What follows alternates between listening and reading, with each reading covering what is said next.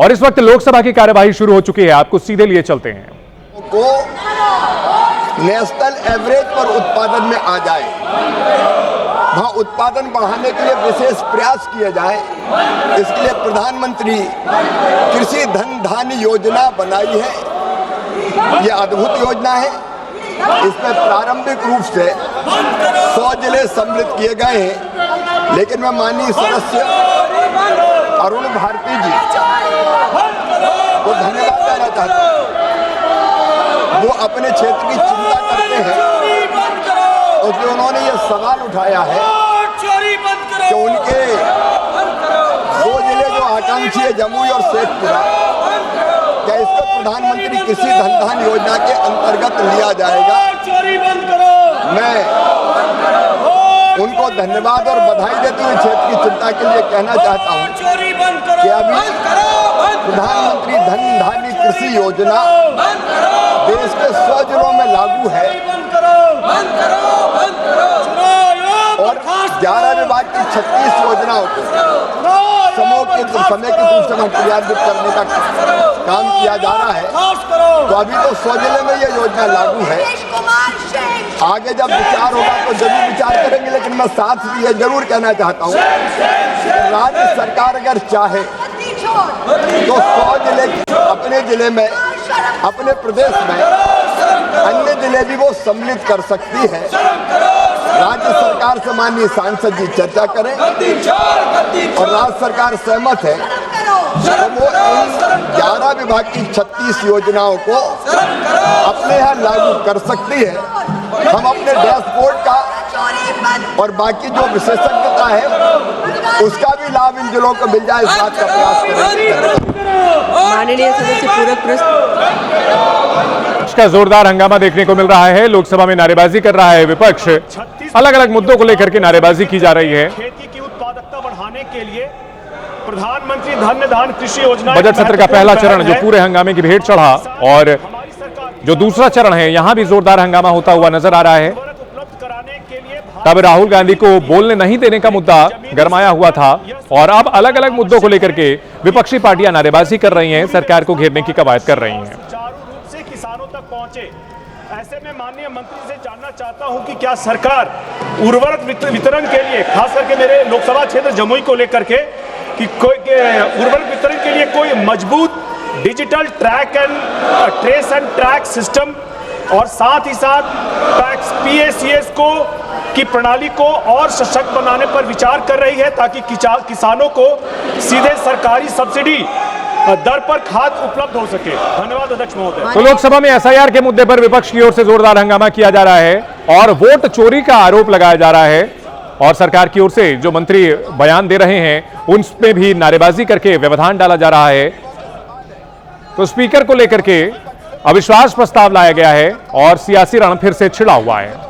और बड़ी खबर आ रही है, तेल संकट की वजह से पाकिस्तान में हाहाकार मचा हुआ है। पाकिस्तान सरकार ने खर्चों में कटौती का ऐलान किया है। हफ्ते में 4 दिन सरकारी दफ्तर खुलेंगे, बाकी दिन बंद रहेंगे। वहीं केंद्रीय मंत्रियों की सैलरी 3 महीने तक के लिए रोक दी गई है। सांसदों के वेतन में 25% की कटौती की गई है। नए फर्नीचर, सरकारी वाहनों की खरीद पर भी रोक लगाई गई है। तो पाकिस्तान में तेल की कटौती की वजह से कई ड्रास्टिक कदम उठाए जा रहे हैं। नए फर्नीचर, सरकारी वाहनों की खरीद पर रोक है। सरकारी इफ्तार, भोज, दावत के कार्यक्रम रद्द हैं। स्कूल कॉलेज 2 हफ्तों के लिए बंद कर दिए गए हैं। तो देखिए, खाड़ी देशों में महायुद्ध की वजह से जबरदस्त तेल की किल्लत हो रही है और इस खबर पर पाकिस्तान में जबरदस्त रिएक्शन आया है और वहां काफी मुश्किल हालात पैदा हो गए हैं।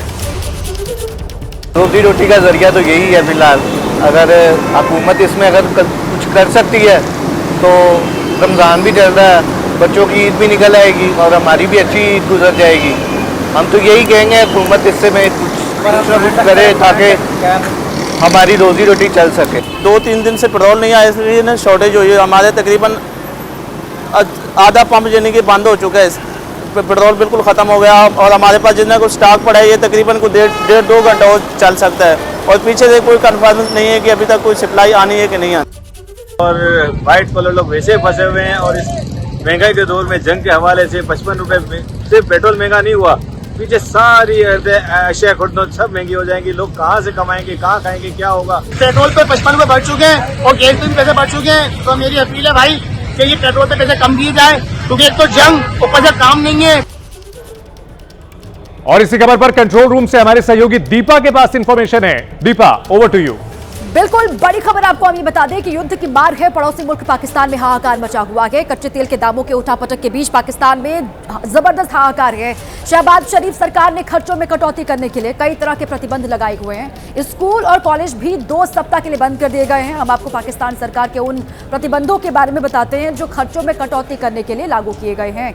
युद्ध की मार और इसका सीधा सीधा असर आम लोगों पर पड़ रहा है। केंद्रीय मंत्रियों की सैलरी 3 महीने तक के लिए बंद कर दी गई है, रोक दी गई है। ये देखें आप, सांसदों के वेतन में 25% की कटौती कर दी गई है और साथ ही वरिष्ठ अधिकारी जो है वो 2 दिन का वेतन राहत कोष में देंगे, ये लागू हो गया है। वहां पर 2 महीने तक सरकारी गाड़ियों का चलना बंद हो जाएगा। नए फर्नीचर, सरकारी वाहनों की खरीद पर रोक है। इसके अलावा 2 महीने तक 60% सरकारी वाहन नहीं चलेंगे। मंत्रियों के आधिकारिक विदेश दौरे पर रोक लगाई गई है। सरकारी इफ्तार, भोज, दावत के कार्यक्रम रद्द।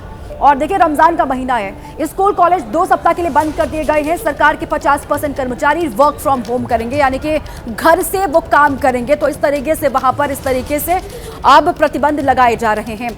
मेरी लिस्ट में युद्ध के बीच अब पूरी दुनिया में कच्चे तेल की कीमतों में जबरदस्त उछाल है, जिसका सबसे बड़ा असर हमारे पड़ोसी मुल्क पाकिस्तान में हुआ है। और इसका सबसे बड़ा सबूत पाकिस्तान के प्रधानमंत्री शहबाज शरीफ और सेना प्रमुख जनरल आसिम मुनीर के उतरे हुए चेहरे हैं, क्योंकि महायुद्ध की वजह से पाकिस्तान का पसीना छूट रहा है और पड़ोस की लड़ाई में शहबाज सरकार की शामत आ गई है। ये तस्वीरें उस बैठक की हैं जहां पाकिस्तान सरकार ने खर्चों में कटौती का ऐलान किया है। नई योजना के तहत केंद्रीय मंत्रियों की सैलरी 3 महीने तक बंद कर दी गई है और सांसदों के वेतन में 25% की कटौती कर दी गई है।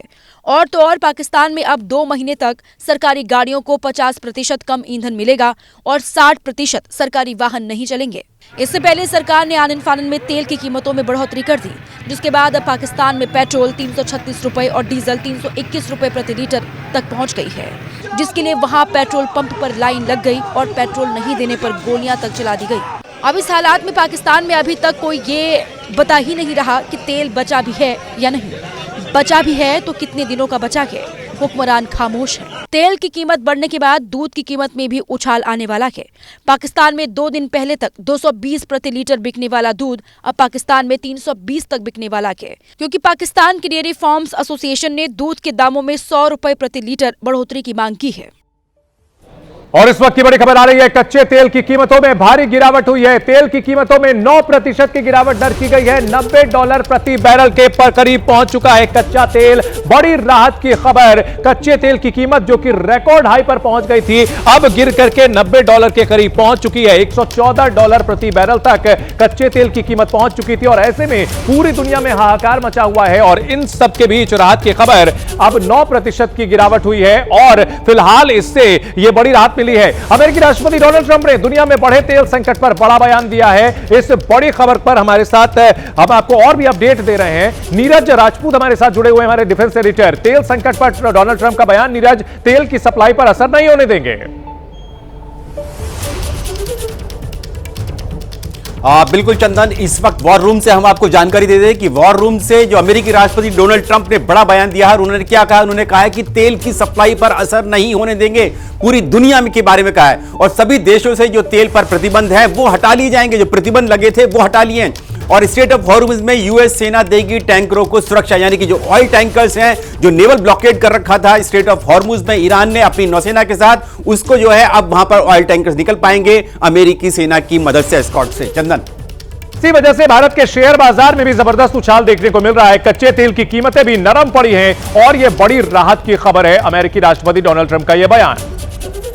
We're also waiving certain oil-related sanctions to reduce prices. So we have sanctions on some countries. We're going to take those sanctions off till this straightens out. Then who knows, maybe we won't have to put them on. There'll be so much peace. But when the time comes, the U.S. Navy and its partners will escort tankers through the strait if needed.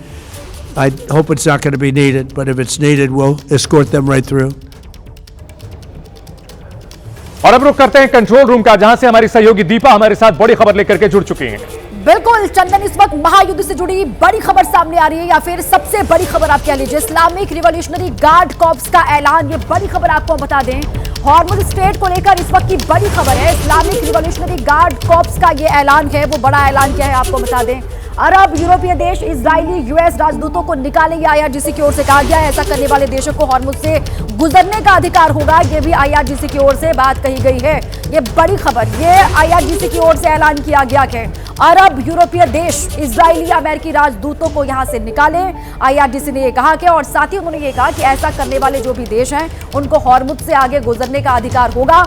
और इसके अलावा लगातार Hormuz strait को लेकर भी Iran की ओर से चेताया गया था कि अगर यहां से कोई भी जहाज ऑयल ले जाता हुआ दिखाई दिया तो उस पर अटैक होगा, उसको आगे बढ़ने नहीं दिया जाएगा। इस बीच में बड़ी खबर है, रिवॉल्यूशनरी गार्ड कॉर्प्स की ओर से यह ऐलान किया गया है कि जो भी देश अमेरिका या फिर इजराइल के जो राजदूत हैं वो यहां से उनको निकाल सकते हैं, और ऐसा करने वालों को यहां से आगे गुजरने का अधिकार होगा। ये आईआरजीसी की ओर से बात कही गई है। ये बड़ी खबर है चंदन। बिल्कुल, स्ट्रेट ऑफ हॉर्मुज काफी अहम है क्योंकि यहां से दुनिया के तेल कारोबार का एक बड़ा हिस्सा गुजरता है। और फिलहाल जिस तरह से ईरान ने स्ट्रेट ऑफ हॉर्मुज को रोका हुआ है, ब्लॉकेट से लगा दिया है। अगर बात की जाए यहां से निर्यात कौन कौन से देशों को होता है, सऊदी अरब से जो मुख्य निर्यात है वो चीन को होता है, इराक से भारत को होता है। देखिए, भारत का भी बड़ा हिस्सा जो है ये स्ट्रेट ऑफ हॉर्मुज से आता है। वहीं यूएई से दक्षिण कोरिया को तेल का बड़ा निर्यात होता है। यानी ये बड़े देश हैं, बड़ी अर्थव्यवस्थाएं हैं जिनको स्ट्रेट ऑफ हॉर्मुज से तेल की सप्लाई होती है। और यहां पर फिलहाल एक तरह से नाकेबंदी जैसी हालत बना रखी है ईरान ने। और स्ट्रेट ऑफ हॉर्मुज को लेकर के अब यहां बयान यह भी दिया गया है अमेरिका की ओर से कि यहां किसी अगर रोकने की कोशिश की जाती है तो फिर दिक्कत होगी। ईरान की ओर से जापान को, कुवैत से यूरोपीय देशों को निर्यात किया जाता है, जबकि दूसरे देश जो हैं यूएई से दक्षिण कोरिया को किया जाता है। यानी दुनिया की जितनी भी बड़ी अर्थव्यवस्थाएं हैं उनके लिए स्ट्रेट ऑफ हॉर्मुज काफी अहम है। और वहां पर जिस तरह से रोक लगाई गई है और आईआरजीसी की ओर से एक यहां पर स्ट्रेटेजिकल मूव है,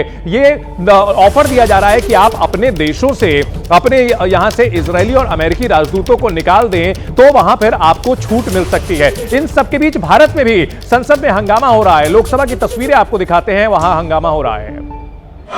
माननीय सभापति महोदया, प्रत्येक साल भारत सरकार ये पार्लियामेंट में कहती है कि खाद्यान्न का उत्पादन बढ़ रहा है, खाद्यान्न का क्षेत्रफल बढ़ रहा है, और जो सिंचाई की सुविधा है वो खेतों में हम पहुंचा पा रहे हैं, और जो माननीय प्रधानमंत्री जी का मिशन है कि किसानों की आय को दोगुना करें, वो लगातार जो है उसमें भारत सरकार काम कर रही है। मेरा आपके माध्यम से मंत्री महोदय से आग्रह है या प्रश्न है कि 2014 के बाद से 2016-26 तक, आज 12 साल में भारत सरकार ने कौन सी ऐसी योजना बनाई जिसके कारण खाद्यान्न का उत्पादन लगातार बढ़ रहा है, क्षेत्रफल बढ़ रहा है और किसानों की आय जो है वो दोगुनी हो रही है। माननीय मंत्री जी।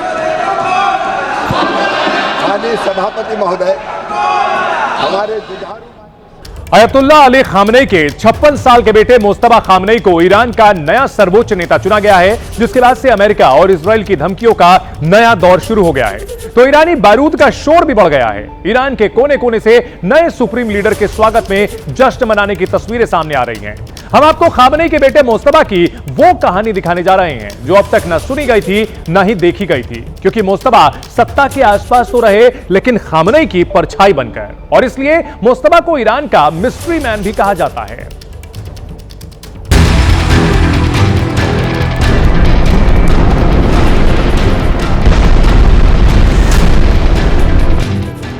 फरवरी को ईरान की राजधानी तेहरान में हुए अमेरिका और इजराइल के इस हमले में सिर्फ मुल्क के supreme leader ayatollah Ali Khamenei की मौत नहीं हुई थी।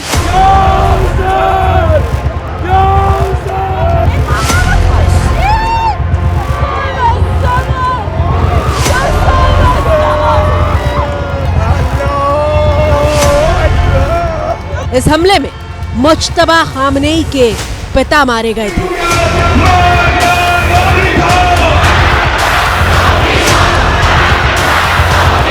मुज्तबा खामनेई की मां की मौत हुई थी।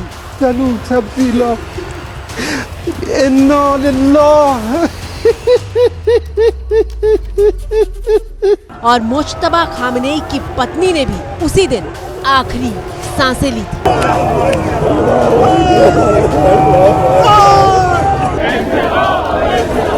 एक हमले में जिस मुज्तबा का पूरा परिवार उजड़ गया, वही घायल शेर अब ईरान का सर्वोच्च नेता चुन लिया गया है। सलाम बर मिल्लत अजीज व मुबारज़ माँ।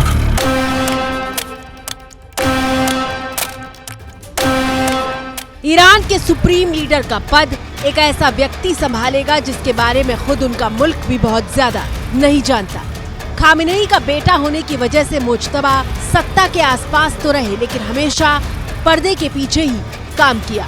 यही वजह है कि ढूंढने पर भी इंटरनेट पर उनकी बहुत कम और सीमित तस्वीरें ही मिलती हैं। मैं इससे मिला हुआ मुझे याद नहीं है कहाँ मिला, 56 साल का है और ये कभी फोर्थ फ्रंट में नहीं आता था, चुपचाप से पीछे रहता था।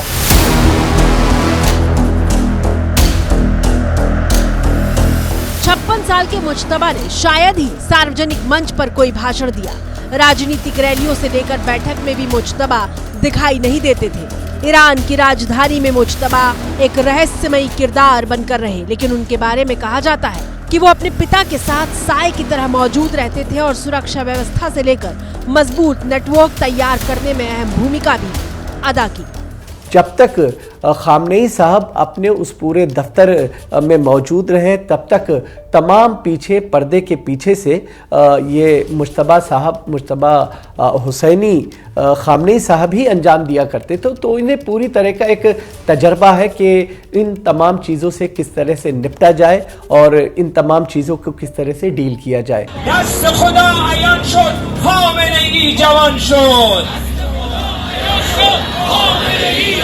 अल्लाहु अकबर, अल्लाहु अकबर, खामेनेई रहबर, खामेनेई रहबर। रविवार रात को जैसे ही ईरान के नए सुप्रीम लीडर के लिए मुज्तबा खामनेई के नाम का ऐलान हुआ, कोने कोने में जश्न शुरू हो गया।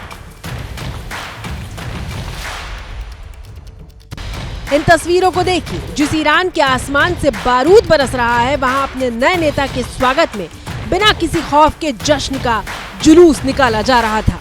कंसेंसस बना है कि एक बंदा का रखें, 3 कारण के लिए। एक, कॉम्प्रोमाइज़ नहीं करेगा उनके जो पिताजी का हत्यारा के साथ। दूसरे है कि उसको लेजिटिमेसी चाहिए सत्ता में रहने के लिए। तीसरे है कि जो भी स्ट्रक्चर अभी है मिलिट्री, वो है कि आपके जो स्टेट के स्ट्रक्चर उस पर अपना कंट्रोल करें। ईरान में मौजूद 88 सदस्यों वाली धार्मिक संस्था असेंबली ऑफ एक्सपर्ट्स ने सुप्रीम लीडर के तौर पर मुज्तबा खामनेई को चुना है। और जैसे ही मुज्तबा के नाम का ऐलान हुआ, खाड़ी देशों में अमेरिकी ठिकानों से लेकर इजराइल तक पर ईरान की मिसाइलों ने अटैक करना शुरू कर दिया।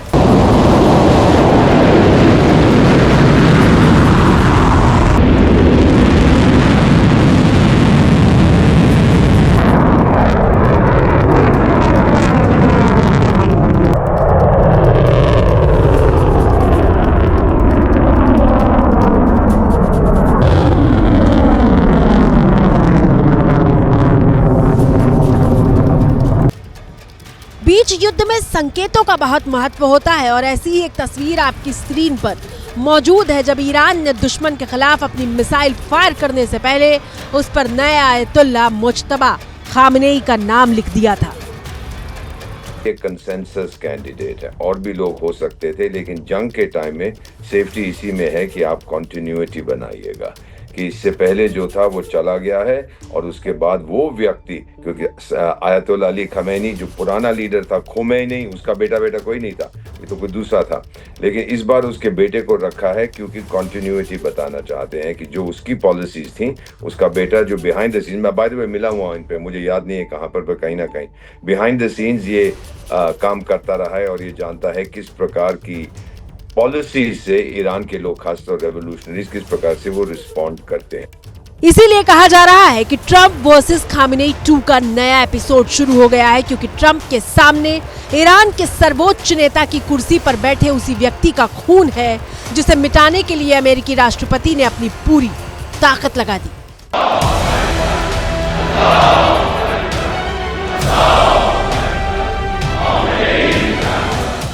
86 साल के आयतुल्ला अली खामिनेई ने करीब 36 साल तक ईरान पर शासन किया।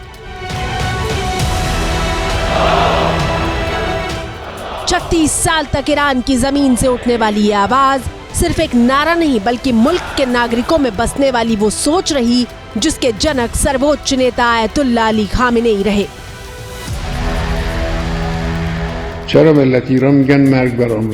अमेरिका पूछता है कि ईरान डेथ थ्रू अमेरिका क्यों कहता है। मैं अमेरिका के लीडर्स को एक बात साफ कर दूं कि डेथ थ्रू अमेरिका का मतलब है ट्रंप की मौत। इसका मतलब है अमेरिका के शासकों की मौत।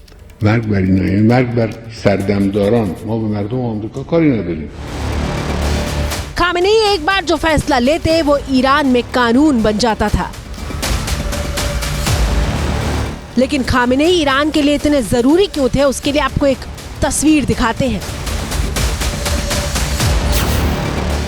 साल 1979 की इस्लामिक क्रांति के सिर्फ 2 साल बीते थे और तभी खामेनेई पर जानलेवा हमला हुआ।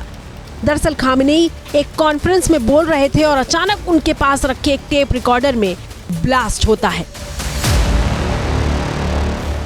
इस जानलेवा हमले में खामेनेई का दायां हाथ पैरालाइज हो गया था और एक कान से सुनने की क्षमता भी प्रभावित हुई थी। हमले के बाद खामेनेई ने कहा था कि मुझे लगा मैं मौत के दरवाजे पर हूँ। फिर सोचता रहा कि आखिर मैं क्यों बचा। तब समझ में आया कि ऊपर वाले ने किसी ना किसी खास मकसद से मुझे बचाया होगा।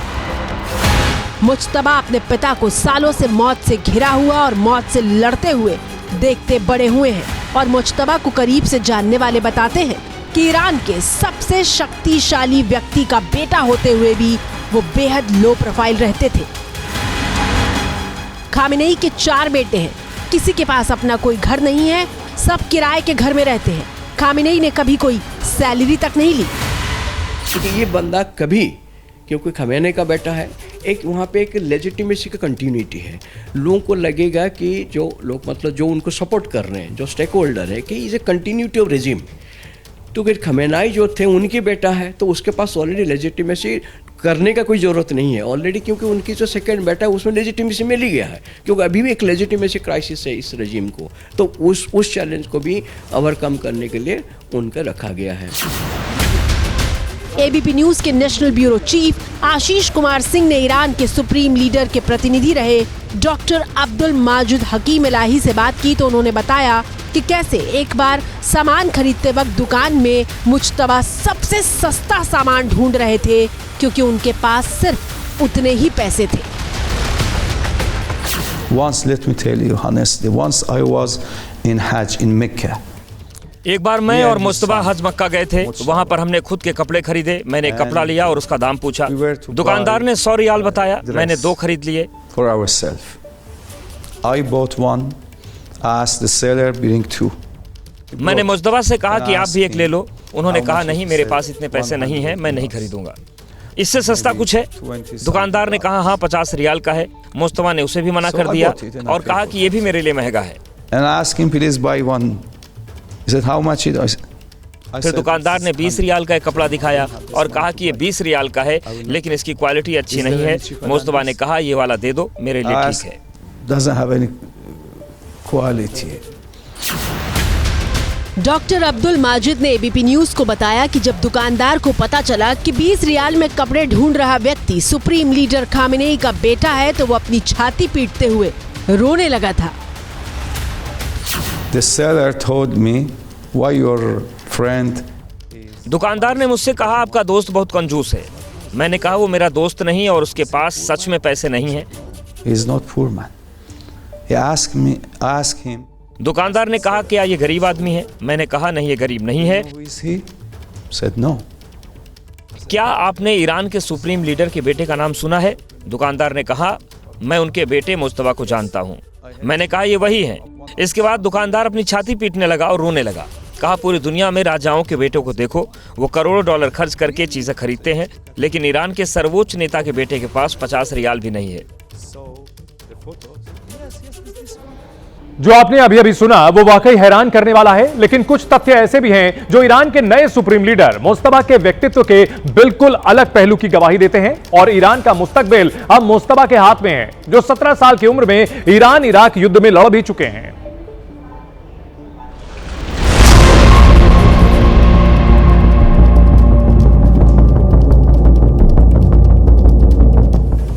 टीवी स्क्रीन पर मौजूद ये तस्वीरें कुछ धुंधली जरूर हैं, लेकिन इस बात की गवाही दे रही हैं कि कैसे मुस्तबा खामेनेई ने ईरान इराक युद्ध में हिस्सा लिया था। वो आम सैनिकों की तरह मौजूद थे। आंखों पर चश्मा है और सिर पर लाल रंग का कपड़ा बंधा हुआ है।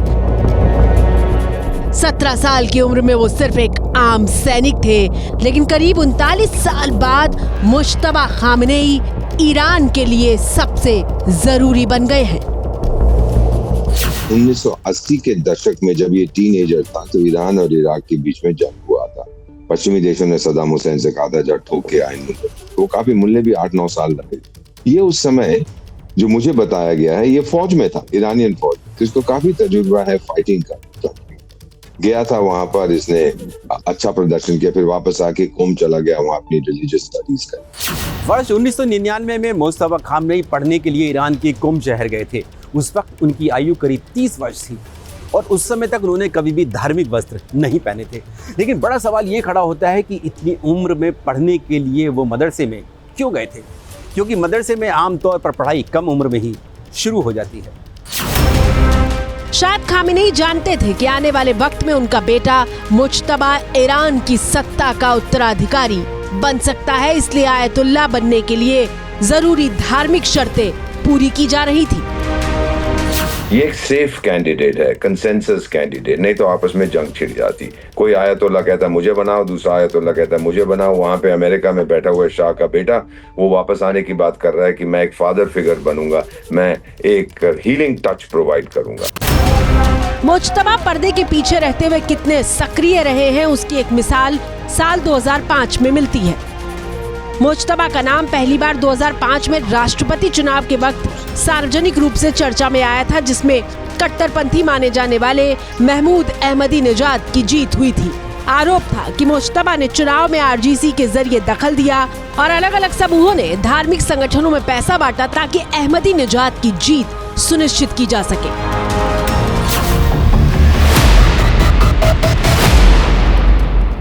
और ये भी कहा जाता है कि सुप्रीम लीडर चुने गए मुज्तबा खामेनेई ईरान की रेवोल्यूशनरी गार्ड की पहली पसंद रहे हैं। आईआरजीसी चाहता था कि मुज्तबा ही गद्दी संभाले। देखिए, इसके जो रिपोर्ट जो आ रहा है इसमें दिखता है कि जो आईआरजीसी है, ईरानियन रेवोल्यूशनरी गार्ड, आज के डेट में वो कोशिश करते हैं कि किसी भी तरह उनकी जो कन्फ्रंटेशन चल रहा है यूएस और इजराइल के साथ, वो चालू रखने के लिए उसी टाइप के हार्डलाइनर को वो आपने चूज किए हैं। ईरान के नए सुप्रीम लीडर मुस्तफा खामनेई को कट्टरपंथी के तौर पर अपने पिता अली खामनेई से ज़्यादा सख्त माना जाता है। मुस्तफा खामनेई को मौलवियों का भी भरोसा मिला हुआ है। ऐसे में उन्हें ईरान के नए सर्वोच्च नेता बनने में खासी मदद मिली है।